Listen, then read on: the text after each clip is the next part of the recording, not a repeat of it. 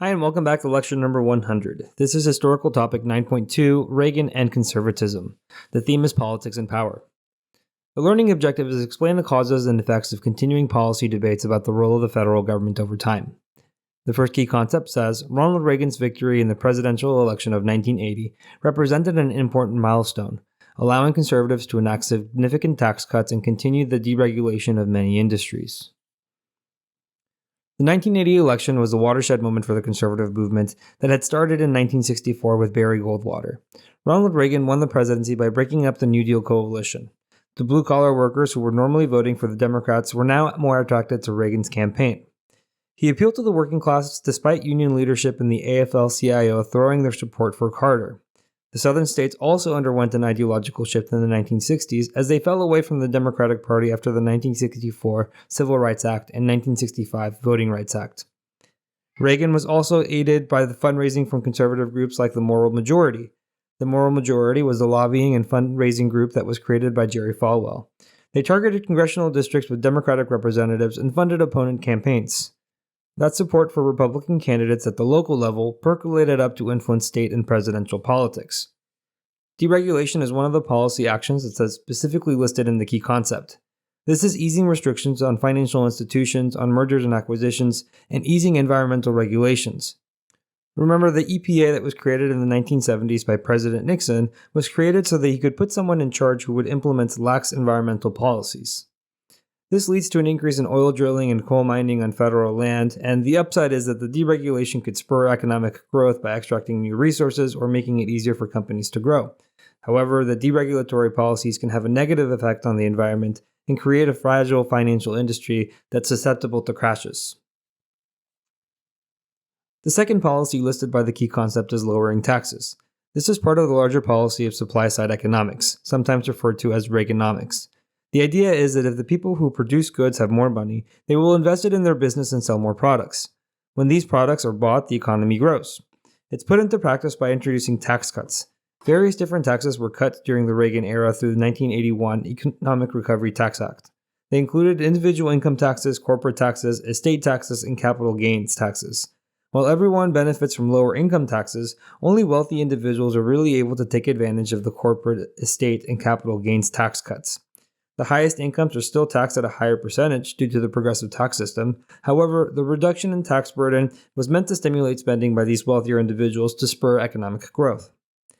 Reagan cut spending on domestic programs to try and account for the loss in revenue.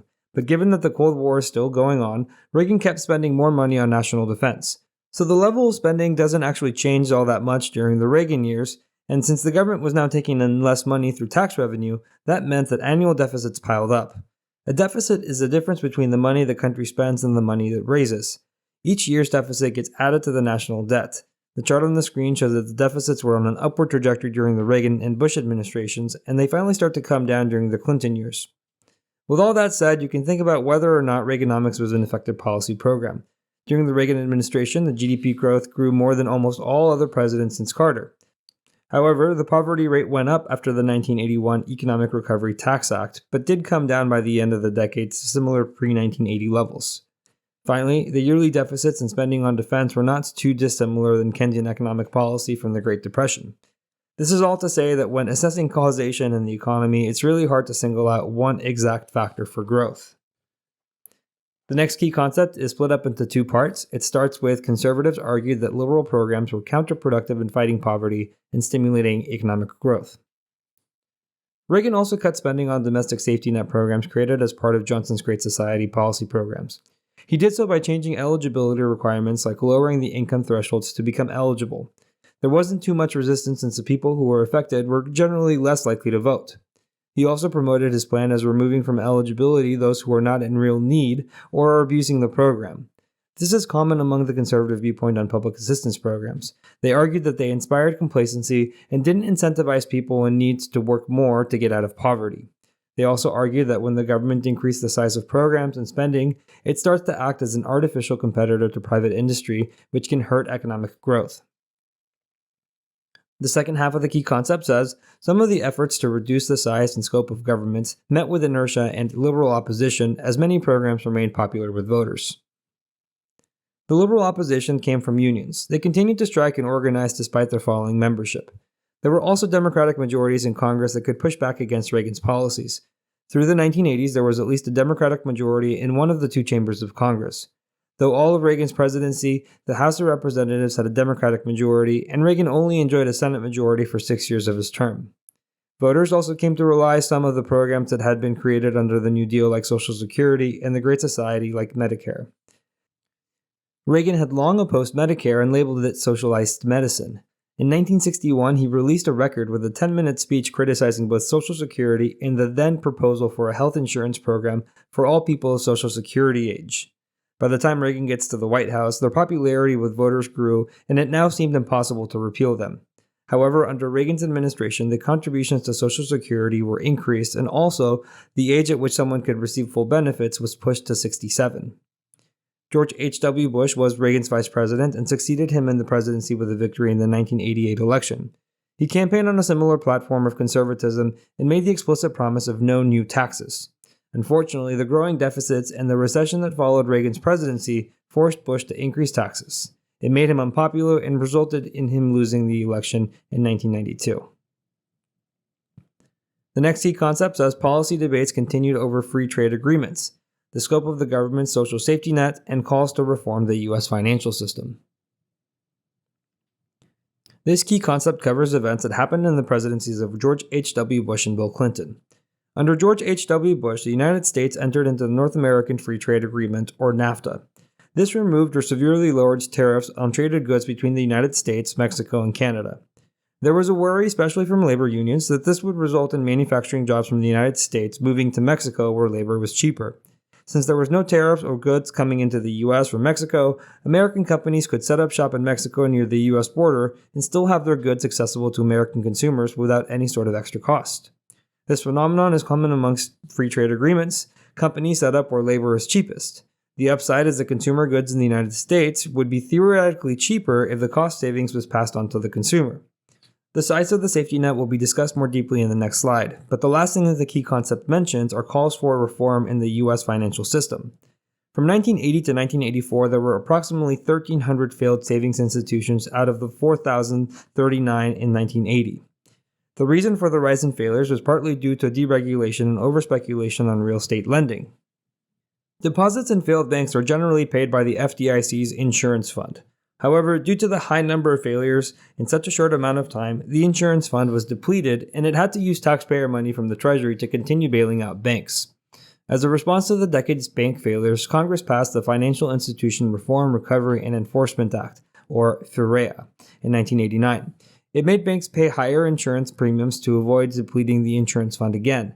Bank failures will be common once again during the Great Recession of the 2000s as a result of the subprime mortgage bubble. That will get covered more deeply in Lecture 104. Debates on the size of the government safety nets continued primarily because Reagan had worked to cut spending on them. Under President Bill Clinton, the welfare system is revamped when he signed the Personal Responsibility and Work Opportunity Act in 1996. Through this act, the federal government gave away responsibility for administering welfare to the states.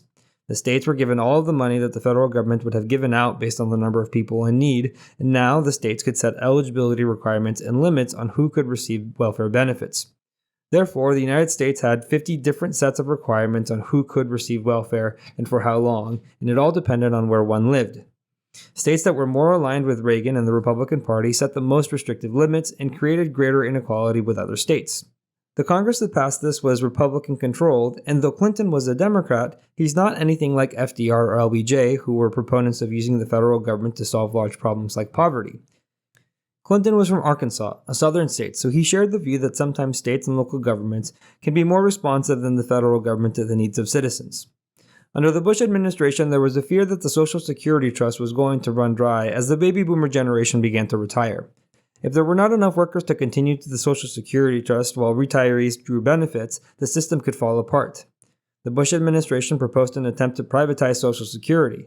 This meant that each person's contributions to Social Security would go into a retirement account that only they could draw from when they retire, though they would not be able to get more if they outlived the contents of that account.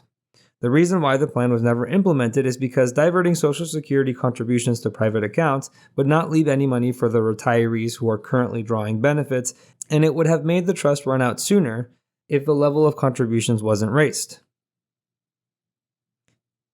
The second to last key concept says, conservative beliefs regarding the need for traditional social values and reduced role for government advanced in U.S. politics after 1980. Reagan and Bush added to the conservative majority on the Supreme Court, which helped advance the political attempt to uphold traditional social values. That more conservative court, led by William Rehnquist, put a couple more restrictions on abortion. The 1973 Roe v. Wade court case that created wide availability to abortion was scaled back in Planned Parenthood v. Casey. The court allowed states to put in place restrictions as long as it did not create an undue burden on a woman's right to access an abortion. With affirmative action, the case Gratz v. Bollinger out of the University of Michigan, the Supreme Court said that an applicant cannot get automatic points on their application for being of a different race. However, it does continue to uphold affirmative action programs in the United States.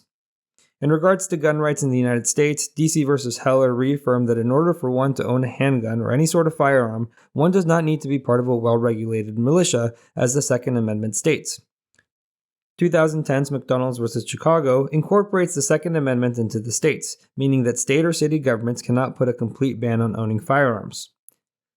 The calls for a reduced role of government was mostly in regards to financial regulations and welfare. That's where conservatives were mostly concerned in reducing government intervention.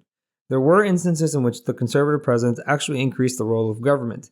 Examples of this include Reagan's increasing spending on national defense during the Cold War, and George H.W. Bush passing the Americans with Disabilities Act and the Individuals with Disabilities Education Act. Because of this regulatory nature of these acts, it increased the size of the federal government. The final key concept says intense and political and cultural debates continued over issues such as immigration policy, diversity, gender roles, and family structures. The next lecture will be devoted to immigration policy, so this will briefly cover two of the biggest policies put in place in the period. In 1986, Ronald Reagan passed the Immigration Restriction Control Act that gave amnesty to any undocumented migrants that had come to the United States before 1983. It created a 5-year waiting period where they could gain full citizenship on good behavior. It also instituted a new system for enforcing immigration policy. It actually shifted responsibility to employers. It created penalties for anyone who would employ undocumented workers, and employers were now supposed to ask for various pieces of identification that could prove citizenship or legal resident status. Reagan thought that this would be the best way at taking away the incentive for undocumented immigrants coming into the United States. If businesses could not hire them or could not legally pay them, then they would stop coming in. That wasn't the case, however, and the current number of undocumented migrants in the U.S. sits around 10 million people. In 2012, President Obama issued the Executive Order Deferred Action on Childhood Arrivals, or DACA. It allowed for anyone who came to the United States in an undocumented manner as a child to stay in the United States, work, get a driver's license, and live without fear of being deported so long as they are staying out of trouble with the law. The cultural debates over diversity are illustrated over affirmative action programs. Conservatives tend to oppose them since they are by design favoring one group over another, while liberals support them for the restorative value they provide to historically marginalized groups. The most recent affirmative action court case was Fisher versus the University of Texas at Austin in 2016. The court held that the University of Texas admission system that gave automatic admission to seniors in their top 8% of their graduating class is a valid system for its intent in creating diversity on its campus. The AIDS health crisis doesn't fit neatly in any category, but it was a major cultural debate over the time period. AIDS is acquired immunodeficiency syndrome, caused by the human immunodeficiency virus, and attacks the body's immune system. Because it spread through the exchange of blood or semen, a stigma grew around the disease as one that only affected gay men.